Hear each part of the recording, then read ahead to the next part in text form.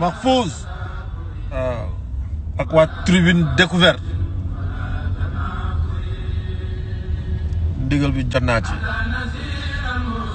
diis na waaye maa ngi bàyyi lépp sëñ Touba ñoo ko bokk ay bàyyi lépp ñu jëm sëñ Touba yàlla na jàmm yàgg